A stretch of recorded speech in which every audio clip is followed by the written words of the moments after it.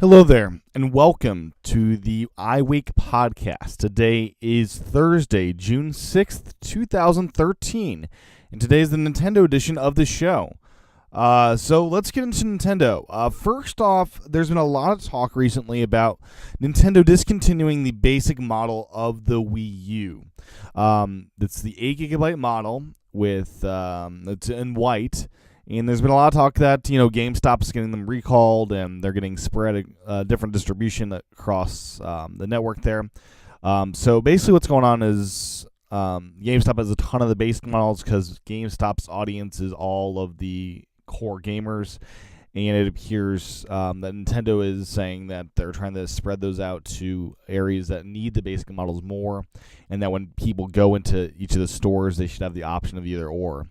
Now, I don't buy that completely. I think at E3 perhaps they're going to announce that a white deluxe model, a 32GB model, will be available. I believe $300 will be the new price of the deluxe unit, black or white, and it won't be called deluxe. It'll just be the Wii U, and that's one model serves everybody. 32GB solid state storage, which I appreciate solid state because it won't break as often as a result. But yeah, I see that changing. But with that said, there's been a lot of talk about price points and things like that. The Wii U's at a great price point. I think $350 is not too high for what it is, what you get, the experience you get out of that console. I think it's great. I have a lot of fun with the console, and I'm enjoying the games already on it. There's around 50 or so games, maybe 60, 70. There's quite a bit to choose from out there. And so E3 is coming up, and this is kind of the pre-E3 show. There's not much to say except a lot of cool announcements are going to be coming out next week, and I'm really excited to talk about all those announcements. But as of yet, we're kind of waiting for that to actually happen. So with that said, I wanted to spend a little bit of time today talking about the Super Nintendo controller here. So this is the Wii version or Wii U version of the SNES controller. This was a Club Nintendo reward that Nintendo produced for people in Japan. And I imported this from Japan. And I just wanted to comment on the whole idea of the D-pad being the main interface to the controller. I'm playing a lot of Virtual Console titles. Super Mario Bros. 3 just came out for Club Nintendo users for a free reward type deal, and I picked it up. So I'm playing through now Super Mario Bros. 3 for the first time in over a decade probably. It's been a long, long time.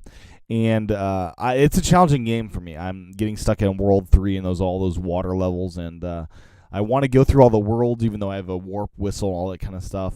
Anyways, it's amazing to me that you're able to just walk, run, jump, and slide down hills. That's all you get to do. And the D-pad is how you do the running and walking. And it's amazing to me that the interface of the D-pad works so well when in today's consoles and controllers, it's all about that analog joystick. And when I'm playing any games on newer controllers that offer both control inputs, I always go for the joystick because it's in the primary holding position where it's most comfortable. When you have a controller that's designed with only the D-pad as the control interface, it's amazing how much more usable and how much more effective the D-pad is. Even on the Wii U gamepad or the Pro Controller, it's got a great D-pad, nice and large, nice and tactile.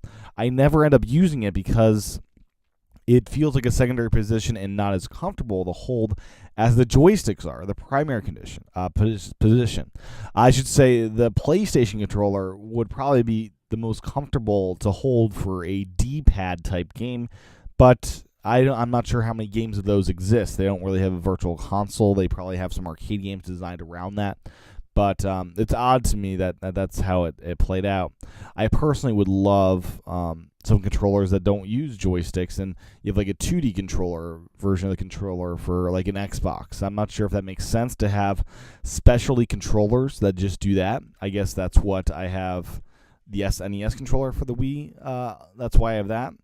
but it's really helpful to have that. So, anyways, it's been fantastic using this. I never owned an SNES, and it's really fun playing with this controller for the first time and using it with games that were originally designed for the console. As you know, Super Mario Bros. 3 was an NES game, but it still plays quite nicely on that. So, the other topic today is Pokemon. So, yeah, I said Pokemon, and it's, a kiddie game, right? As is Mario, as is all the other, as is Animal Crossing, right? I'm having fun with it. I haven't played Pokemon ever. This is the first time I've ever played the game. I've seen people play it before. I've seen people play the card game before, but I avoided that when I was younger. Now I'm getting into, I've got Black 2, version 2, for the DS, which I'm playing on my 3DS XL, and I'm instantly hooked to this this franchise of games now and beyond.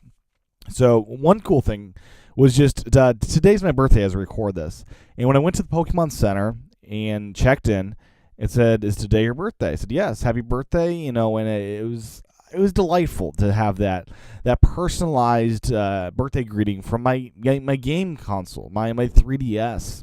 And I think Animal Crossing might do similar things, and I have fun when game developers are able to integrate my actual life into the game in some way. That was a delightful thing to see. So back to Pokemon. I've never been one for role-playing games where I just explore a world and, just live in it for a while. And the Pokemon series is really an RPG. It's where you explore the world, you gather these Pokemon, you train them, you do battles, and it's just exploring the world. And it's a blast exploring this world, meeting people in the game, virtual people, these characters or whatever, and going through the storyline that's before you. It's not as linear as, say, a Mario where you go level 1, 2, 3, but there is a linear story to it.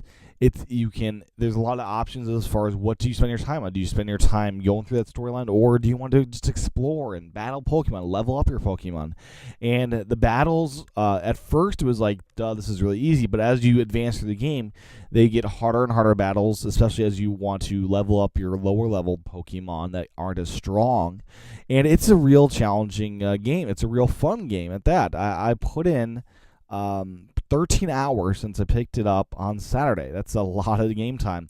It's a game that instantly got me hooked, and it's a game that it was the first game for the DS that I bought, especially for my 3DS. And I'm really excited to see how the X and Y turn out at the end of this year, because that's going to be a full 3DS game. And one of the things I noticed, and kind of was weird for me, is I've never played a DS game on the 3DS, and it was odd to me that the DS wasn't widescreen. I always thought it was, and evidently it's not. So it's got black bars at the side, so it's a big square. And you forget about that instantly once you start playing it, but my initial reaction was, wow, that's kind of odd. I thought the DS was widescreen, but it wasn't. So beyond that, what else?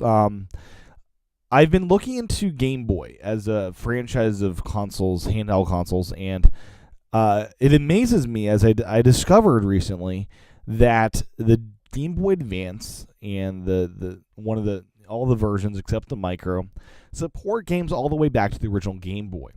So, as Microsoft says, backwards compatibility is stupid. No one should have it. It amazes me that the Game Boy Advance supports games from 1989 all the way up to 2005. So it supports the Game Boy, Game Boy Color, and Game Boy Advance. That's 16 years of games supported on one piece of hardware.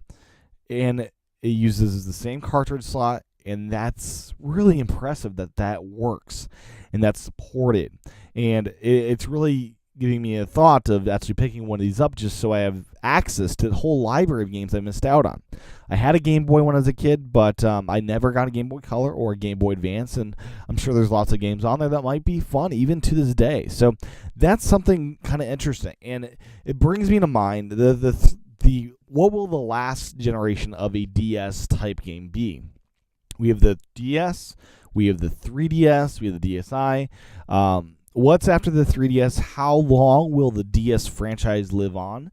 Will the a version of the 3DS or a future generation support games from the DS? Will it be that 16-year backwards compatibility life cycle that the Game Boy Advance have? Will it be 20 years? Will it be? I mean, it could be crazy how much backwards compatibility is supported on these things. I'm not sure what the future holds for that. It's exciting, though, for me to see that. On the regular consoles, not the handhelds, it's traditional for Nintendo to support one ways back. So the original Wii had GameCube support.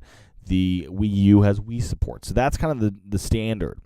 But it's almost what I'm seeing is Game Boy Advance could play all Game Boy games. Wii's can play all Wii games. So if the next generation of Wii U continues with the Wii name, I'm going to be very curious to see, hey, is the Wii games being supported on the Wii U too? Whatever the third generation Wii is. That's a possibility, a strong one, I think. I think Nintendo's all about, if it's branded with the same name, say Game Boy or DS, those will be supported for future generations. I'm not sure if that's true, just a hypothesis. But either way, just some thoughts, just some ramblings, I should say, about Nintendo in general. And a final remark is, the press seems to be making out doom and gloom for Nintendo every single day of the week when the 3DS is flourishing, and it's making Nintendo gobs of money. It really is. They're selling lots of software for the 3DS, and one thing is their eShop is really progressing. I think a lot of consumers are actually paying money to Nintendo directly at their eShop, downloading Virtual Console titles, downloading retail games. Animal Crossing is going to be a huge release, a digital release for many people that they'll just download right there at midnight. And I really can't see the doom and gloom that people are saying about Nintendo. They're definitely on an upward swing. They have a lot of momentum going into E3.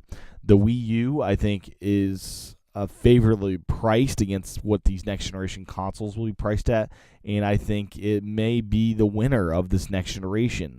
Kind of like how the Wii, everyone thought, hey, this thing sucks. It's got the same thing as a GameCube, only motion controls. It's not going to do well.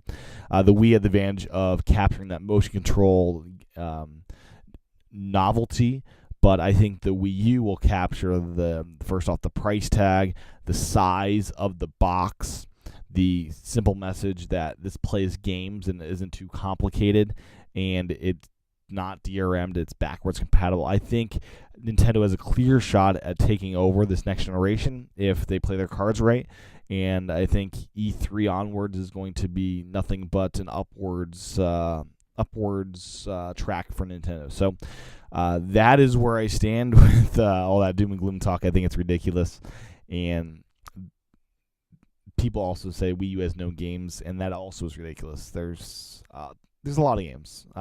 Endless games not endless games, but there's plenty to play, and only more on the way. The second half of 2013 is going to be huge for that. So anyways, enough of me talking about Nintendo. Let's close out the show.